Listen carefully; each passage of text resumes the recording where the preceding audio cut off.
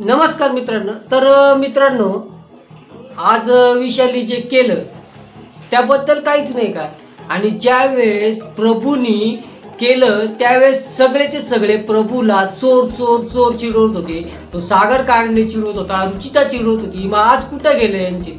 आज का नाही स्टँड घेऊ शकले? का? ते विशालला घाबरता म्हणून. मेन म्हणजे प्रभूने जे केलं होतं ते प्राजक्ता त्याला सारखं सारखं नॉमिनेट करत होती, त्यामुळं प्रभूने केलं होतं. पण आता ही जो व्हाईट कार्ड एंट्री आलेली आहे हिने तर अजून विशालला काही केलं पण नव्हतं, काहीच नाही. तरी विशालने तिच्या हातातनं चावी हिसकून नेली. आणि हिसकून नेली म्हणजे ही एक प्रकारची चोरी झाली. आपण ज्यावेळेस मार्केटमध्ये जातो, ज्यावेळेस मार्केटमध्ये एखाद्या गाडीवरून आपल्या म्हणजे कोणाच्या महिलेचा चेन वगैरे खेचून पळतो त्याला आपण चोरच म्हणतो. त्याच पद्धतीने विशालने आज केलंय, तर ही चोरीच आहे. तर हे बोलायला पाहिजे नव्हतं सागर कारंडे मी रुचितानी. यावेळेस त्यांना काही बोलायला सुचलंच नाही. आणि त्या प्रभूला घालून पाडून बोलत होते की तू असं केलं तसं केलं. त्यांनी तर ते गेमसाठी केलं होतं आणि त्यांनी तिला तिची जागा दाखवण्यासाठी केलं होतं. यांनी का केलं?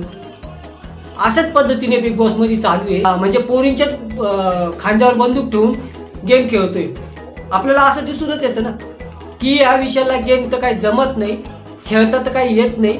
पण फक्त माझी टोळी करायचं आणि टोळीमध्ये याला त्याला ॲड करायचं आणि त्यालाच सपोर्ट नाही करायचं, त्यालाच बाहेर पाठवायचं. हेच तर विषयांचं गेम चालू आहे आत्तापर्यंत. आणि ह्या पण हप्त्यात तो सेफ होऊन गेलेला आहे. आता ह्या हप्त्यात सुद्धा त्याला कोणी नॉमिनेट करणार नाही, पण पुढच्या तर हप्त्यात त्याला नॉमिनेट करायचा चान्सेस आहे भरपूर. बघू आता पुढच्या हप्त्यात काय होतं काय नाही. तर मित्रांनो, ही चोरी होती की तिच्या हलगर्जीपणामुळे चावी गेली मला कमेंट करून सांगा.